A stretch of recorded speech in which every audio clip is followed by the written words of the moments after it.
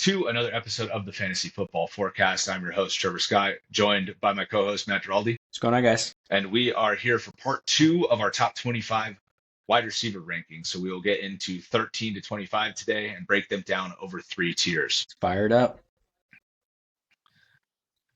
All right, so here's a reminder of the top 12, and we'll just keep building off of this list in this part 2 video here. So we'll get into tier 4, upside wide receiver 2s, right? So we frame our content within 10-team structure, right? So those top 12, it's the start of the wide receiver 2s, but really could be that wide receiver 1 territory. So the tier break here drops down from Ayuk to Drake London. Drake London, very similar situation to Garrett Wilson. Abysmal quarterback play the last 2 years, which has just been such a shame. Desmond Ridder, just an absolute joke. Marcus Mariota, just a shell of what he was at Oregon. But very excited about London this year. Gets a big upgrade in terms of quarterback play, obviously bringing in Kirk Cousins. And if you want to look at the doomsday scenario, they've got Michael Penix as that backup. Cousins 4 years, 180, unless there's an injury. Hopefully he doesn't have to go to Penix. Yeah, no, I'm kind of just throwing some shade on that draft pick because whatever, that was their own thing. But last year they attempted like just over 500 passes. The year before that they attempted just over 400 passes. Zach Robinson coming in. I think that this is going to be an offense that is hopefully going to be firing on all cylinders, led by London, led by Pitts, led by Bijan, and QB is Kirk Cousins. So I'm very excited about the upside.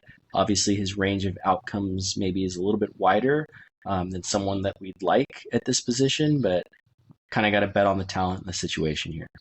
Yeah, and I think this is an interesting player to rank, right? And it's an interesting spot to push him up to because nothing he's done suggests that he should be here. Yeah, at least with Garrett Wilson, he was up over 1,000 yards. He was winning on all levels, right? You look at his route tree; it's just green everywhere in terms of his win percentages. London has a little bit of that, and we've seen him produce in a big, like he's had some major games, like 170-yard games type of deal. But the consistency, I mean, how he was getting pushed up boards last year, and he was like a borderline drop at certain points last year. I drafted him in a guillotine 17-team league in round 4 and couldn't even play him in that format, so it's like I don't know entirely if it's all situation for him. So I think that's why there's a tier break here and why there's going to be a lot of ranking sets based on having Kirk Cousins that are going to love him. There's going to be a new offensive system, and that's going to further increase these projection sets. But who's to say that first year with a new quarterback isn't going to hold him back? Who's to say that the new system isn't going to take him a few weeks to get used to in game? So, what if you're looking at week 4 and he hasn't really started to be this big time receiver yet? So that's why he isn't ranked higher for me, right? Because you see a lot of people being willing to take him in the second round. I mean, on Underdog, he's going like 15 overall, and it's just like, what is that based on? I mean, I get that you're shooting for upside there, right? And maybe you want to just have a shot at somebody who was one of the best prospects at receiver when he came out. But within the offense too, I also have the feeling and the underlying context from the coaches that have said, let's load up Bijan with touches. So what if the team is actually more run heavy or continues to be more run heavy than they maybe advertised with getting Kirk Cousins, So there's a lot of factors here with Drake London, and he's getting pushed up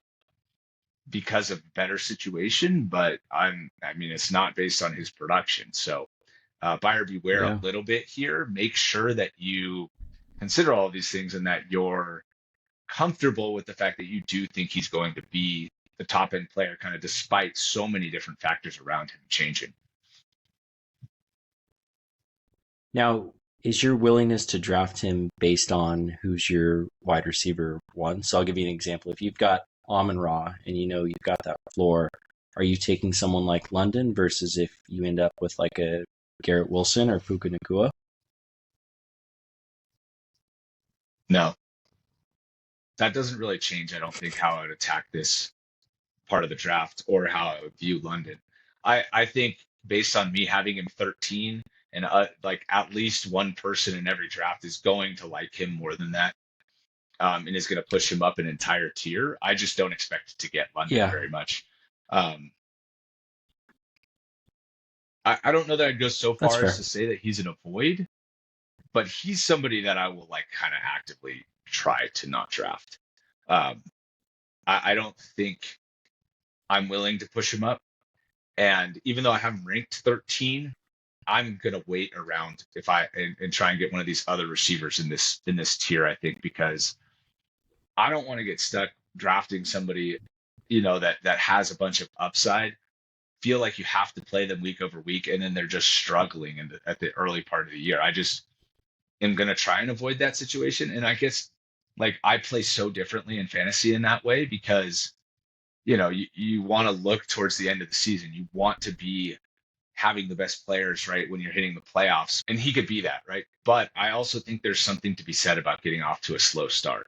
And then you're just constantly Yeah, clawing and you're constantly trying to get over teams that have more solid players week over week with less upside, but that, they end up in a situation where they get out to the 3-1 start and you're in a 1-3 hole and yeah, you're constantly trying to catch that team and constantly trying to get up over 500 to make the playoffs. So, um, like I said, I don't want to say he's an avoid because I would draft him in the right spot, but I'm not going to be once Ayuk goes, I'm not looking to just like I'm not looking to draft another receiver at that point. I'm going to try and attack a different position where maybe there's a tier running out of a different position, and then I'm not going to get London because he's going to end up going before my next pick type of thing, right? And if everybody does that, and then like it comes back around and London's still there, then those are the situations where it's like, okay, now we locked in the player of different position at a tier that we like, and now London's still here. Let's go ahead and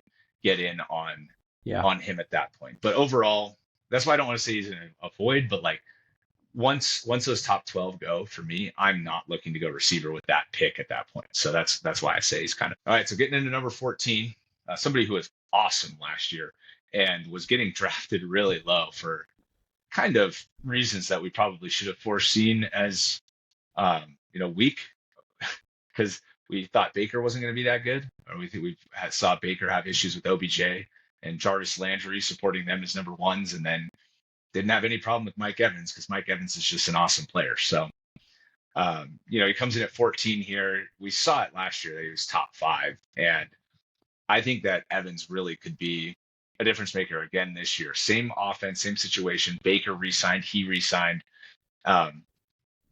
And I think most of the offensive pieces are all the same around him too, right? All the starters are going to remain as they were last year. And so I expect him to have another very productive season and another guy that, right, I don't have any problem passing on London because I have somebody like this ranked behind him.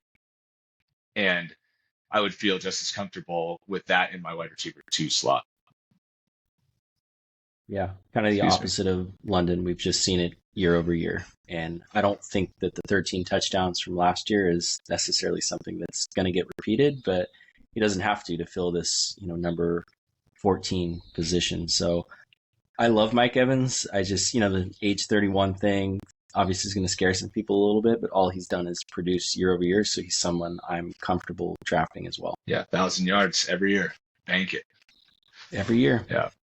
All right, so getting into number 15. This is arguably one of my favorite wide receivers to draft. I think I need to push him up. Actually, looking at this, I probably am going to, right after this video, move him up over London. I mean, he goes even lower than this. Like, talk about a difference in best ball drafts, right? London's going 13, 14 overall, and Pittman's going as wide receiver 24 amongst just the receivers. Like, we got him in the 7th round of a best ball draft, of a Superflex best ball draft. And that just blows my mind. I don't understand. Like, he was week over week ranked inside the top 7 last year with Gardner Minshew. And I know that there's analysis on Richardson and how he targeted Josh Downs just as much as he targeted Pittman when he was healthy, but also like the when he was healthy disclaimer, I think is unfair. I mean, he barely played, honestly. Like, he got knocked out of 3 different games. He only finished 2 full games. And so trying to like nitpick stats like that is a little bit too much for me. It's not like Josh Downs is the same quality or caliber of player as Michael Pittman. Okay, like it's just not the case. And to suggest it is like disingenuous, I think, and I don't think it's serving anybody listening to those analysts any favors. So I think Pittman, right, even at 15, if he's going to be the target hog, which I expect him to be, he's going to be 25% target share. Richardson takes a step forward in the passing game and is able to load him up with targets. Obviously, he can get deep too. Even though Josh Downs is their deep threat, Pittman can still get deep too. So he'll see some shots down the field, and Richardson has a massive arm. So I think overall the offense is going to be better, and I think Richardson is going to find a way to get his number one target the ball. Yeah, it's interesting because looking at the way that Minshew just peppered him with targets all over the field, you'd think that he would have had more touchdowns, but he only had 4, Yeah. and he only had 5 targets in the end zone as a total. So I mean, it's hard to kind of look at that and see what's going to be. I guess I'd be curious. Adonai Mitchell was your number 5 wide receiver prospect heading into the draft. Are you concerned about him at all in his role? No. Again, that goes back to receivers. I mean, the fact that I had him 5th amongst the receivers, I think, is actually like more of a downgrade than an upgrade, right? In terms of like when we parlay it to fantasy in their first year. And the fact of the matter is that he got pushed down in the draft, so like wide receiver 9, and in the middle of the second round. So I expect Mitchell to be productive eventually, but I don't expect him to impact Michael Pittman's production at all. I think he's in a position where he's hoping this year to take Alec Pierce's position, right? Not cut into a major target share of Michael Pittman, somebody who's already very established in the NFL. So I think, yeah, and he's not someone that I'm targeting. I was just curious because you did have him 3 guys higher than I did, and you were kind of more in line with consensus. So I just wanted to hear your thoughts on that. Yeah, and I think Mitchell too. Like it'd be one thing if Mitchell filled a like a typical slot receiver role, right? Or like was going to be able to break onto the field in a way that was more Lad McConkey style. But he's a big time outside receiver number 1 and had motor concerns, right? He had issues with, getting up and ready for every single play. And I think developmentally he'll be learning how to deal with that in the NFL in his first year. So again, like I said, he's more of a guy that I think could grow into a number 1 receiver in 2, maybe 3 years. And if and when Pittman moves off the team, right? I think he just signed a 4-year deal. So at the end of that deal, right, Mitchell will be at the end of his rookie contract. And if he's ready to kind of take over as the 1 at that point, I'm excited for him as a prospect from that aspect, right? But not from year 1 production. I don't think he's really going to affect Pittman hardly at all. Makes sense. All right, so getting in number 16, DJ Moore. Obviously, last year he had an awesome season, really. I mean, it was arguably his best season. When Justin Fields was healthy, he was just an awesome player. I mean, top 7 ranked, top 6 ranked every single week. Set it and forget it. Wide receiver 1 when Fields was on the field. But obviously, the situation has changed in a major way since last year, right? New quarterback, Caleb Williams coming in, rookie. So we'll see how that impacts him. But then also major target hog and Keenan Allen coming in to play in the slot. So he's not going to be just as bona fide, heavily targeted all the time. And that's not even to mention that they brought on Romeo Dunze, another first-round pick, top 10 player, going to play on the other side outside with him. And so, there's just a significant change to the offense, a lot more targets to go around to the other skill position players and a new quarterback that we have yet to see what he can do at the top level, right? And that's not to say that he isn't going to be an awesome quarterback. That isn't to say that he isn't going to eventually be a top 10 fantasy quarterback and looked at as a top 10 quarterback in the league. It's just the rookie element that, there is usually growing pains with these guys that come in and start right away. So, I still really like DJ Moore. I think he's the best offensive option on the offense, but the reason he's down at 16 is for kind of the reasons I just said.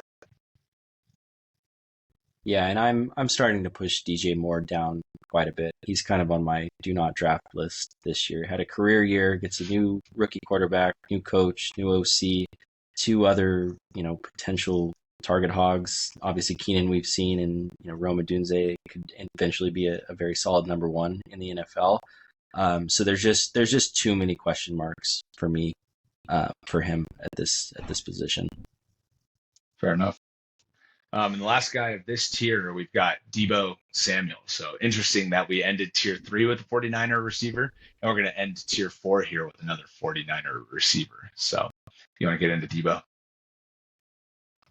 Yeah, man, Deebo, for whatever reason, I've just sort of always avoided him and have talked myself out of him. And then I watch a Niners game and I watch him with the ball in his hand, and I'm like, why have I been doing that? Because he's kind of just truly like one of one in his role and his skill set, and he's so fun and awesome to watch. But obviously, the same concerns I had about Ayuk, I have about Deebo. There's obviously health concerns as well. I don't know. He just seems to get the most out of his situations, and we've seen the spike weeks. And if you want to throw that in your flex, more power to you. But I'm a little Deebo averse. Maybe you can kind of talk me out of that, but that's kind of where my head's at with No, him I think year over year, I guess. I always struggle with Deebo because I've never been in on Deebo.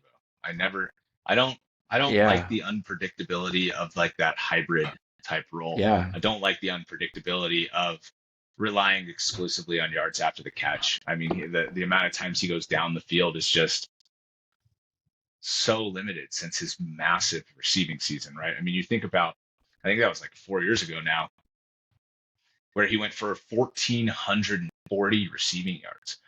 And then I don't think he's broke 1,000 since. And it's like, dude, how is that happening? Like, if he was still that consistent as a receiver, even in the 1,200 or 1,100 yard range as a receiver, and still doing all of these other gadget things, right? Like, I would have more confidence. I would feel like the role is a little bit more stable. But as it's yeah, constructed, I get it, right? I get that he's really good. I get that he does produce fantasy points, right? That's what we're trying to do here. But in terms of being able to pick a player and understand and have an expectation on his role and a week of week expectation on what he can do, that's where I struggle. And I prefer to have players that I know um, are going to have a certain role. Now, I talk out of one side of my mouth with that, but then at the same exact time, every time I see Deebo in my opponent's lineup, I'm just like, dude, do I really have to be playing Deebo this week? Like, can we like not do this right now? Can I not get 25 points hung on my head right now? So like he is unique in this tier, I think, other than Evans. Evans has that touchdown upside, right? Where he can go like 2 or 3 touchdowns in a game. But Deebo is in a position where like he can just explode at any time. So he might be right, like we talked about it with Ayuk. He might be down in like the little bit disappointing, or he scores a rushing touchdown one of those weeks, and then it's like boom, 100 yards rushing, or I'm sorry, 100 yards receiving with a touchdown, 40 yards rushing with a touchdown, 8 receptions, and you're just like, oh my god, why do I have to be playing against this? Why do I not have this on my team? So you mentioned throwing him in your yeah. flex, right? But like as a wide receiver 3 or as a flex player, um, that you want to play upside, he's a really, really good player to have in terms of that. Yeah. All right, so we're going to start off tier 5 now. So back end wide receiver 2s, right? So we're going to get into this, 18 to 21 range right here, where you're trying to fill out maybe your second receiver, or possibly your third receiver, but is going to be in that top 20. It's going to kind of be listed as a wide receiver 2 most weeks. We're going to kick this tier off of Nico Collins. Nico, man, he scares me a little bit. Honestly, it's like, was last year a one-hit wonder, or was he just a late breakout and is now going to be one of the top 10 best receivers in the NFL? I'm not 100% sure, but I know that they've got kind of a three-headed monster of all really good wide receivers. And, last year when Tank and Nico were on, completed 9 games together, their average fantasy points per game were nearly identical. And Tank is going so much lower than Nico that's someone I'm probably going to be targeting a little bit more, and I'm going to be shying away from Nico. just because I worry that he could be a major regression candidate based on what he did last year. Yeah, and I don't know that I buy the is he good or is he bad? Like he was a good prospect when he came out. Bigger receiver takes a little bit of time to get going, right? He had a decent rookie season, Sure. and then in year two he was hurt, right? And then he came out this year. He was on a lot of people's sleepers list. He was drafted in a lot of leagues, and he got going right in week one. It's not like he was available on waiver wires after week one last year. So, and he was pretty much in. Yeah. If you're playing a 3 wide receiver league, he was in starting lineup starting, in week 2 or 3. So I don't know that I buy that he's not going to be good. I think he's going to be really good. He's a downfield threat, which I think can make him a little bit inconsistent. And when you have CJ Stroud and nobody else playing offense, I mean, because Tank got hurt and they really didn't have another option in the receiver room. And so he just ended up with these massive games at the end of the year, massive playoff game. And he went for 180 yards in the playoff game, like against the Browns, So it's like this build up because there was nothing there. And I think like people see the end of your finish and like, dude, this guy is going to be going nuts. But like you said, with Tank, there was a little bit more even split. I'm not sure that that's going to go back though, because right, Nico kind of took over once Tank was out. And so now I think it's going to be trying to preserve the production they were getting from Nico while also having Tank fit back into the offense, right? And Tank also doesn't really run deep, right? He's more of that slot receiver role. And so he'll score touchdowns, but he's not going to score 40-yard touchdowns. Maybe one during the whole season type of thing, right? So I don't think that the weekly upside is really the same with Tank Dell as it is with Nico. We're going to get into Diggs later in this tier.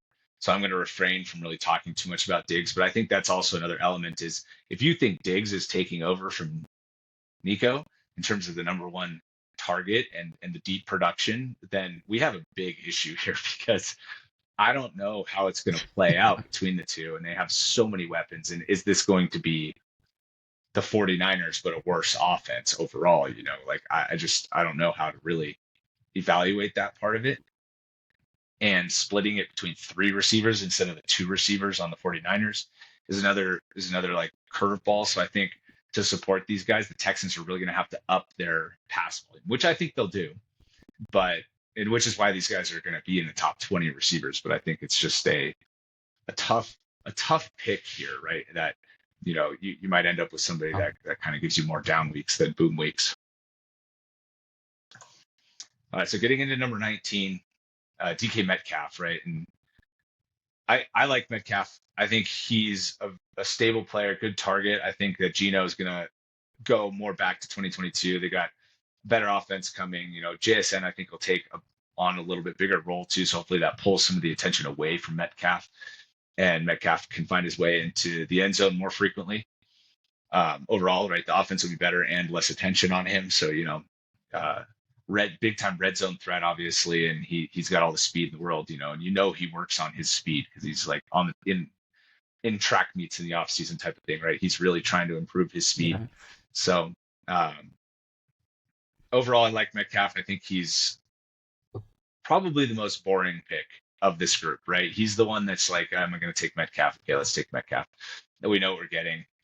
Probably doesn't have much more upside than this, but will be a solid producer and isn't going to be the reason on any given week that we lose a week. So that's kind of my overall feeling on Metcalf. Yeah, I've never really been that in on him. I mean, I have been as a player, but he's never really been on a lot of my teams. But this year, I feel like I'm just kind of talking myself into moving him up more and more. Like you said, with the new OC, just he's got the cheat codes in terms of red zone targets, deep targets, things like that, and just such a dominant X receiver that I'm very, very comfortable drafting him and excited to draft him. I've actually pushed him over DJ Moore for the concerns that I have about DJ Moore, but so he's probably someone that I'm going to have quite a bit this upcoming year. For sure. If you have him a tier higher than this, you're definitely going to have him a lot more than me. And we got guys in our league that really like DK Metcalf. So, that's true. That's probably why I've never had him. Yeah, because we got multiple guys that really like Metcalf and are kind of enamored by the upside every year and that he's the number one. Um, but for years, it's been Lockett that outproduces him. I don't think that's going to happen this year. Obviously, Lockett's getting pushed way down, but that's why I never was really in on Metcalf as a fantasy player, is because I was always like, why don't I just wait 3 rounds and take Lockett? And Lockett's going to end up with the same number of points as him because it happens every year. So that's been my analysis on Metcalf up to this season, why I really haven't really had him. But like, I'm very sure that's not going to be the case this year. So, I'm going to be more inclined to be in on Metcalf at his ADP. All right, so getting into pick 20 here, we've got Stefon Diggs, right? And we just talked about Nico and how these two could kind of, cancel each other out from a, wide receiver one perspective, or down the field, or the deep crossing route type of routes, right? And I really like Diggs this year, honestly. I think it's not like he lost a step. He kind of got phased out of Joe Kelly's offense and then they let him walk, right? That's something I think was planned, right? I don't think that was something that they didn't know was coming. And I think they started preparing for it and adjusting the offense accordingly. And so when he moves now over to the Texans, and that's obviously part of the reason, in my opinion, that he got so whiny at the end of his career there, is I think he knew he was getting phased out, right? And it's as the number one receiver, you start going 4 for 30 every week. You're getting phased out. It was a complete 180 shift. And he was like the focal point, Joe Brady took over of the offense before Joe Brady took over. And then Joe Brady took over and basically said, you're no longer the featured option, right? We're going to get Kincaid more involved. We're going to feature the offense on James Cook and Josh Allen running the ball, and you're going to be peripherally involved, right? Yeah. And so he knew he was getting phased out. And so I'll forgive him on the whiny part of it a little bit, right? I mean, he mid-season to have a change like that when you're trying to win a Super Bowl isn't something that as your number one offensive option that you want to deal with, right? That's not, I think that's basically any competitor wouldn't want to deal with that. So for the purposes of like, is he a good player? I'm giving him a pass on the end of the year. And I still think that he is a top end receiver. He's a top end talent in the league still. And so I just have a hard time believing that he isn't going to be the player that gets 25% target share. Like, if he's open and Stroud is going to be finding him and he's going to get 25% target share, and they're going to run, like, say they run 40 passing plays a game or 38 passing plays a game, right? That's like 8 or 9 targets, 10 targets a game.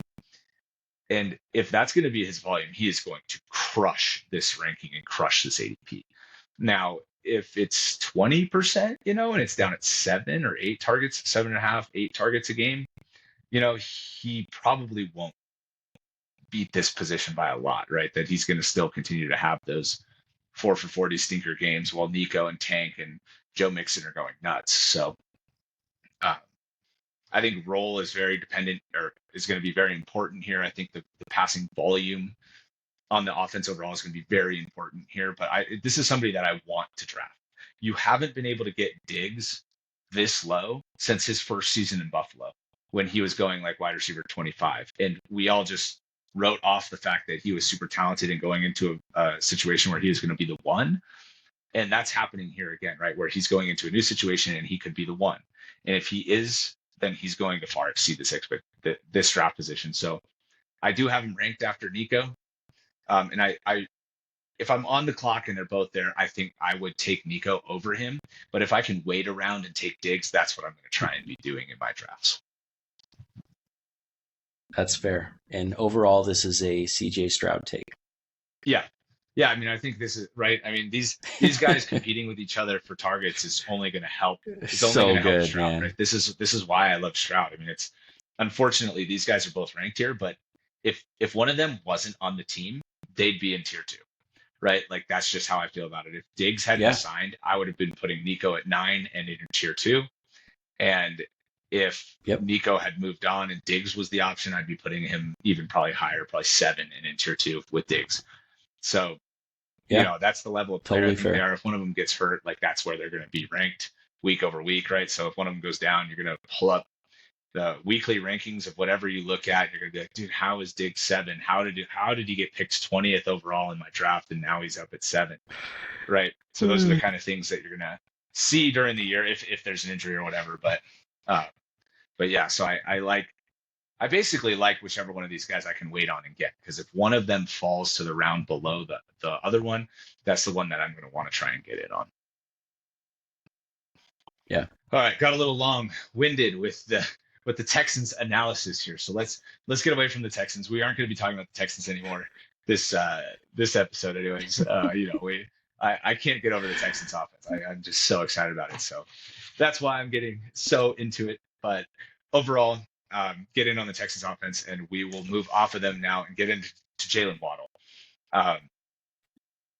This is going to be lower than you're going to see him ranked. I promise you that. But I'm not just going to give up on last year, right? He got into a situation last year where he got similar volume to the year before, but didn't have these massive explosive plays. The year before, he had so many long touchdowns, and he was getting a bunch of yards after the catch, and it was just anytime he got the ball, it was an explosive play. And that's not exactly sustainable no matter who you are, no matter how good of a player you are. And we saw it manifest last year where he got pushed up into that wide receiver 13, 14 range and wasn't able to replicate the same level of efficiency. I mean, who can replicate 17 yards per catch? And it was down at 12 last year, and his numbers suffered. He also got hurt, so that was contributing a little bit to the lack of explosion. And so I think a lot of analysts are still looking back 2 years and saying, look, there's got to be a middle ground between these two in efficiency. When they're putting their projections together that lead to their rankings, you're going to see him up at 15, like probably above Pittman type of ranking again for him. But unfortunately, on my rankings and how I feel about him, much better as a wide receiver 3 to me. Somebody that, again, I will draft if he falls far enough, but somebody I'm not anticipating getting a lot of.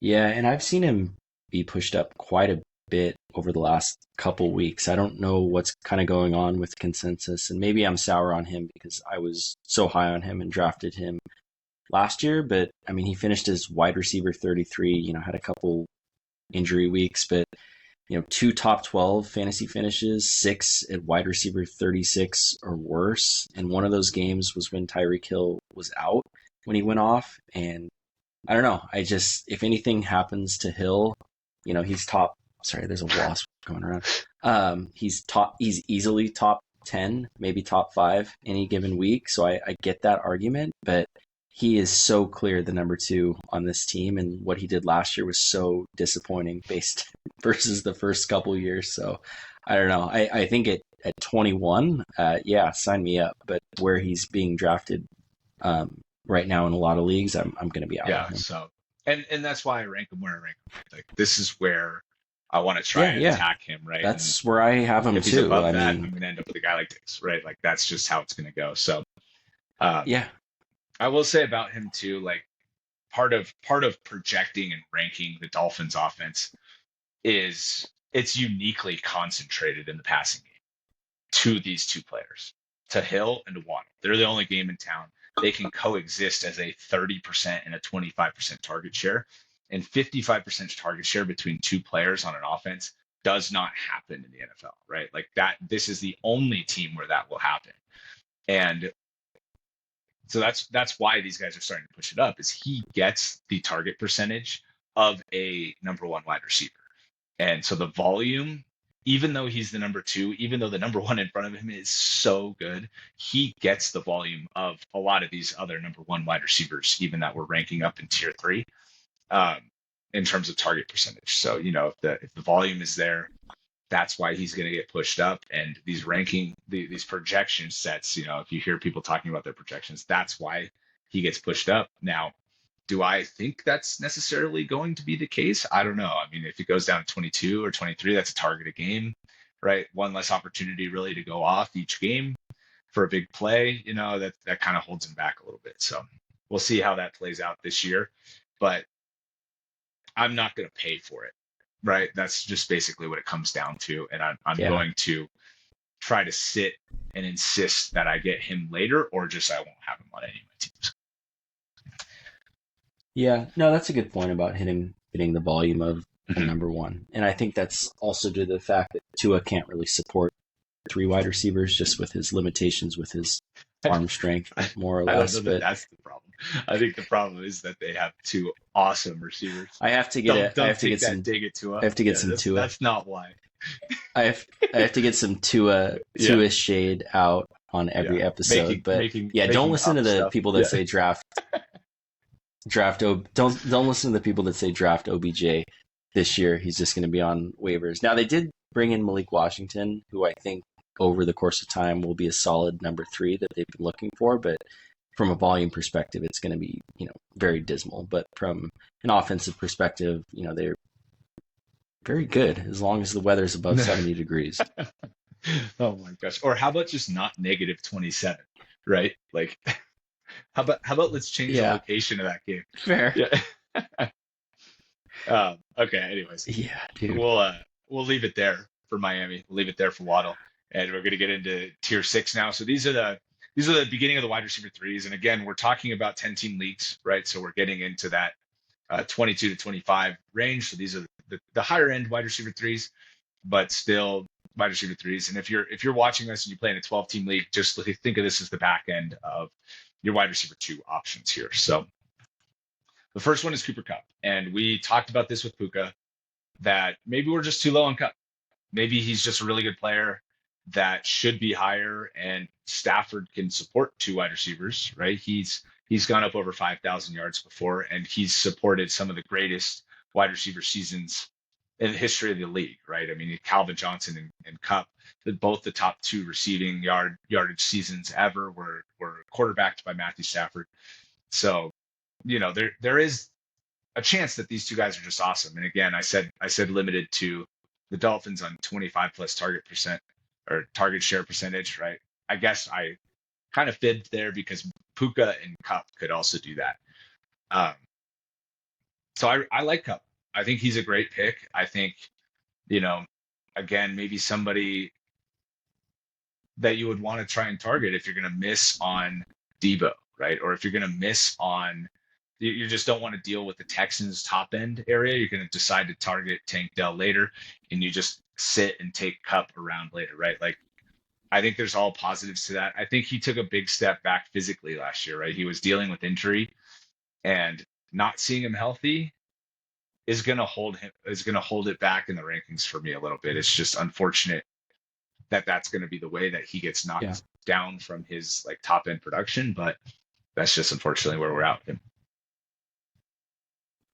Yeah, I'm in on him for the same reasons too, and kind of the same reasons I'm a little bit out on Puka. I think he could very easily be a strong 1B on this offense with not having to pay that steep price tag. So the rapport that he has with Stafford over the years isn't something that's just magically going to go away. I don't know if they still do their podcast together or they eat breakfast or whatever that was, but they're best buds too. So I think he's going to be in for a solid bounce back campaign, and that could fall flat and he could get hurt. Who knows? But going to take a bet on the talent, the rapport, and the history here. Yeah. And I'm also sour on this pick. So I took him. He fell far in our draft. We did it. We had our draft right before the season, and Far. he fell to the end of round or middle of round five, even in Superflex, right? So maybe an extra round further because of that element. But I mean, he was still going in the second or third round quite a bit from what I saw. And I didn't have a quarterback yet in the fifth round, and I could have picked Tua, and you ended up taking Tua a couple picks later, and I regretted that all year. I had Tyreek Hill. I could have just gotten the stack, um, and just Oh, gone with that. I also am not a big fan of stacking in redraft leagues, right? In super or in best ball, I don't have a problem with it, right? You go shooting for upside. Who cares if it doesn't work out? You're trying to get that top end upside. But yeah. in regular drafts, I don't like how if one of them gets hurt, then you're affecting multiple of your top picks instead of just one. Um, Another thing where I try and get less risk averse. But with Cup, I just still have the bad taste in my mouth. I should have taken the quarterback. I wouldn't have been forced to take Gino in the sixth round I could have picked a different receiver or running back at that point. There was a lot of good options left. I could end up with DK Metcalf there, who was still there, type of thing, right? And so that also just plays into why I just am salty on it at this point in the offseason, right? So maybe I'll move him up. We'll get good camp Yeah. reports, but that's the overarching context for me on Kupp. So if you're saying, wow, why you're so low on him, that also plays a factor. And it probably shouldn't, but it does for me. So okay, so number 23, we've got Devontae Smith. If you couldn't tell, we're kind of into the wide receiver twos, right? The top end wide receiver twos that we're dealing with here. Deebo kind of kicked that off, but there's a lot of potential wide receiver twos here, and we're going to continue that trend going with Devonta Smith. And I'll turn it over to you. Yeah, I love Devontae as a player. Obviously, he's the very clear number 2 in the system. Anyone that's telling you that he's close to AJ Brown in terms of talent on the field is, trying a little bit too hard. But he's one of his biggest question marks coming into his rookie season was his body type going to be able to hold up in the NFL, and he's pretty much been a beacon of health through his first 3 years, which is really impressive. He's been really consistent. With him, I guess looking at last year, 4 of his 7 touchdowns were from 30 yards or plus. Is that necessarily going to be sustainable? He was 3rd on the team in red zone targets behind obviously AJ Brown and Dallas Goedert, on a team where obviously Jalen Hurts is going to take a lot of the short yardage stuff in the red zone. That also added Saquon Barkley. I think that kind of caps his overall upside. But yeah, as my 3rd wide receiver on a team with a decent floor, I have no issues taking him here. Yeah, and I think he has a lot more upside for this. Right, 2 years ago he finished as wide receiver 9.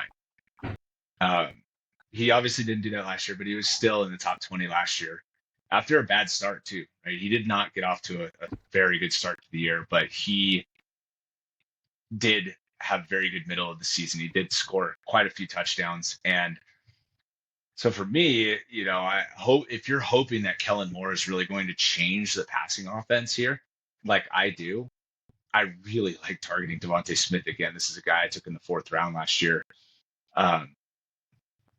even in Superflex, right? And I took him, I think he took Olave and Waddle right before I took him, and I was very happy to get him. And I took him over T. Higgins. I took him over a lot of different players that are good, and I still believe in the player. I still believe in the talent.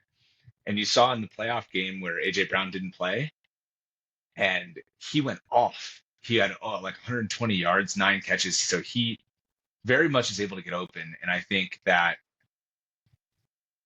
the hope here is, anyways, with him, that the offense is going to be opened up in a way that allows him to get the ball more frequently, and that he runs routes that aren't just sideline routes only, right?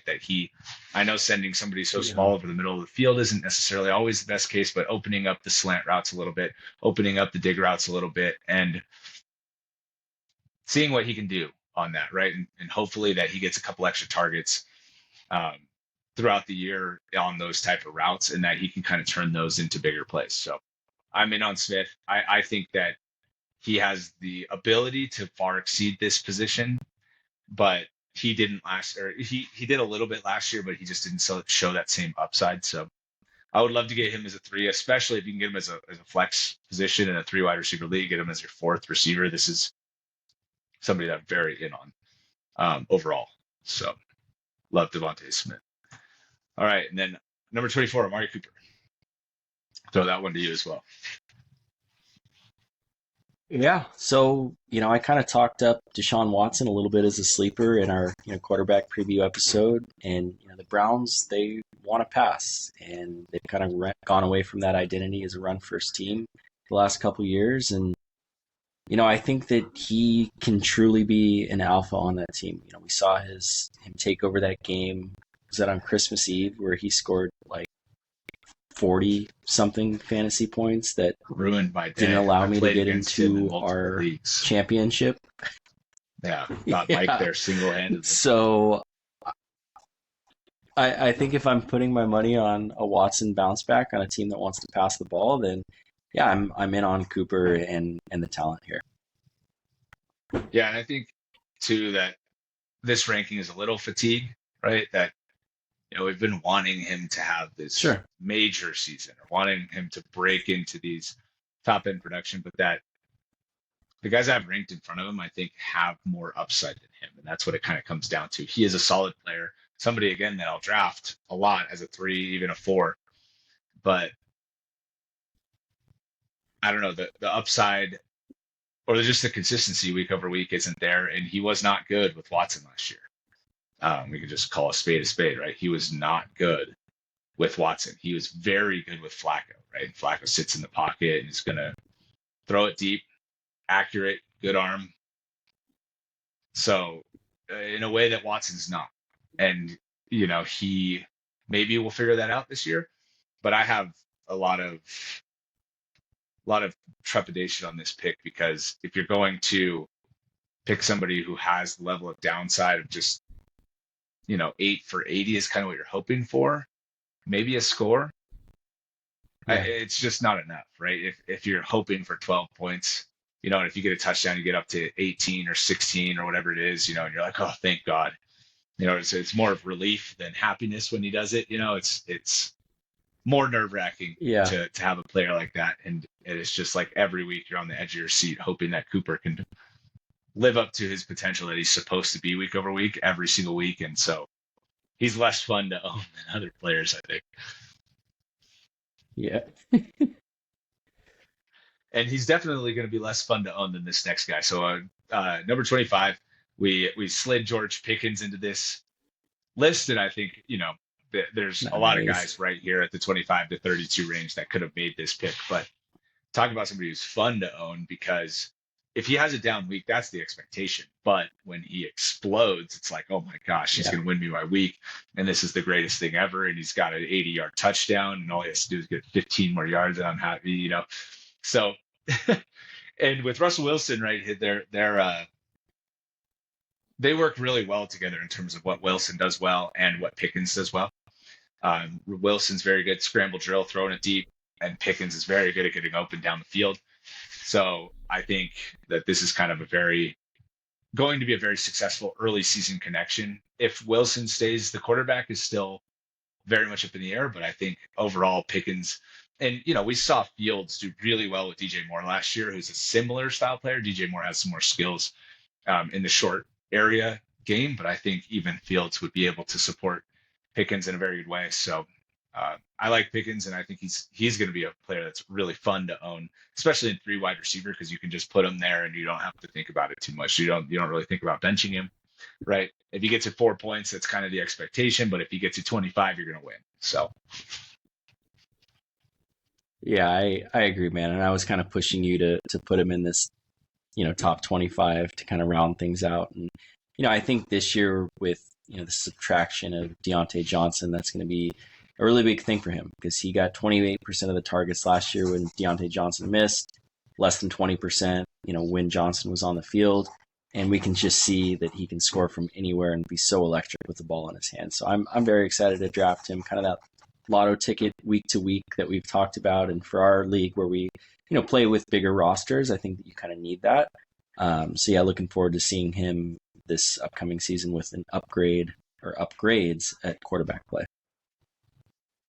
Yeah. All right. And with that is the completion of part 2 and of our top 25 receivers. I mentioned it in the last video, but as we get past all of these top ranking videos, we'll revisit the receivers from 26 to 40, probably do another 15 wide receivers after this analysis, because for 3 wide receiver and a flex spot, the chances that you're running 40 receivers in your starting lineups is pretty good. Maybe 35, but, get into those top bench options as well at receivers. So with that, thank you for watching, and we look forward to seeing you in the next one. Later.